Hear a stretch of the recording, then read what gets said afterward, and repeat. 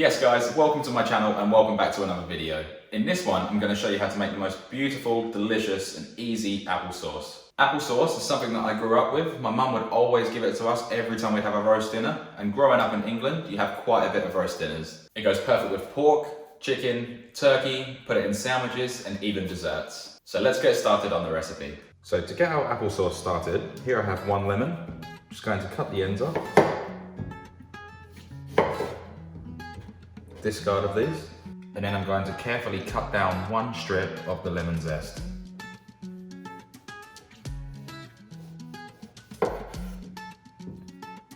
Then going to remove the pith, as this bit's really bitter.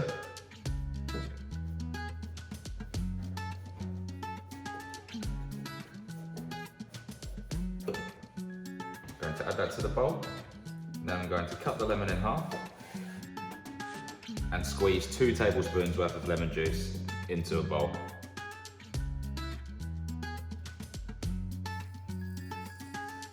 Then here I've got 4 Granny Smith apples.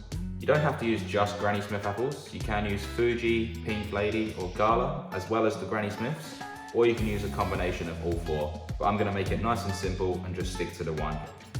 So we're going to take the bottoms off and the tops.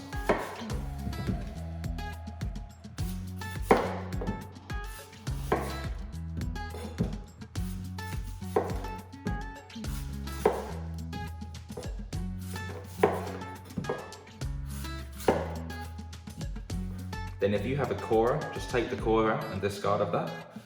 But I'm going to use a vegetable peeler, and we're just going to peel the skin off these apples.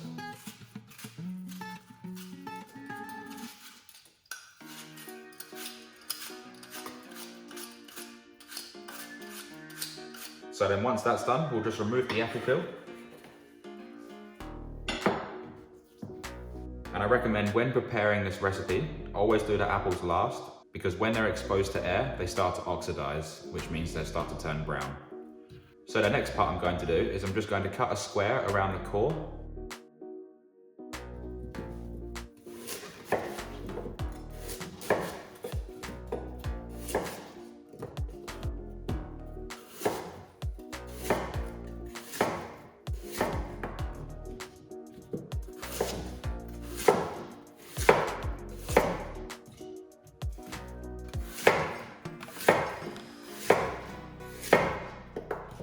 And then we can just discard of these, or if you have a juicer, turn them into apple juice.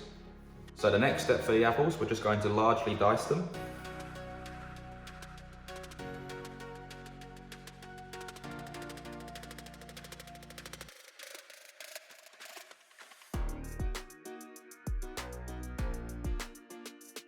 And we don't want to cut them too large to the point where they take a long time to break down.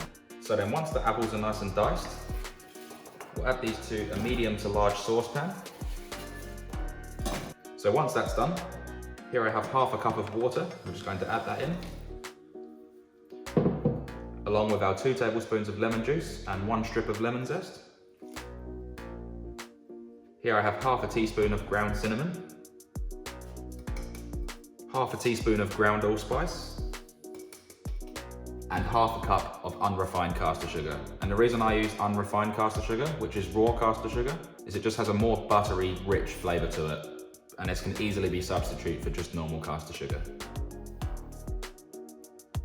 And if you like it more sweeter, just add 1/4 of a cup more. Or if you like it less sweet, just add only 1/4 of a cup.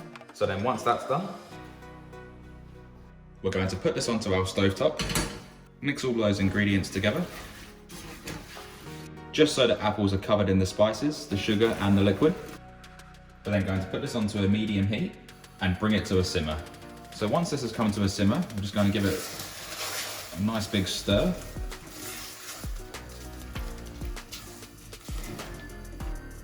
Chuck our lid on. So then we're going to cook this until the apples are completely broken down and are really soft. And this will take about 10 to 15 minutes.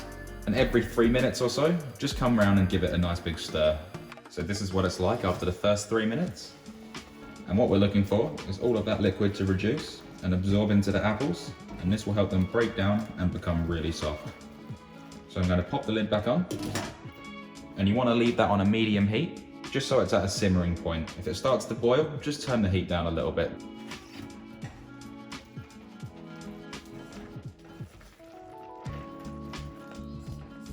Then after 15 minutes,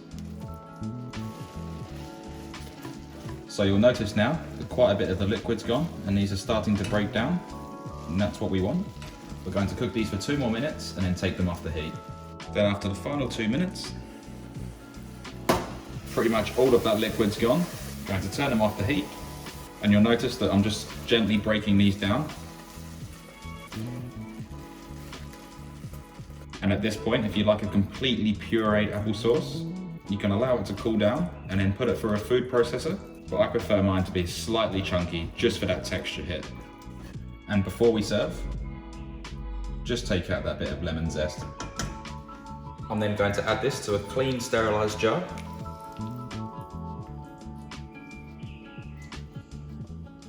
And you can either serve this hot or cold. I prefer mine cold, but it's completely up to you.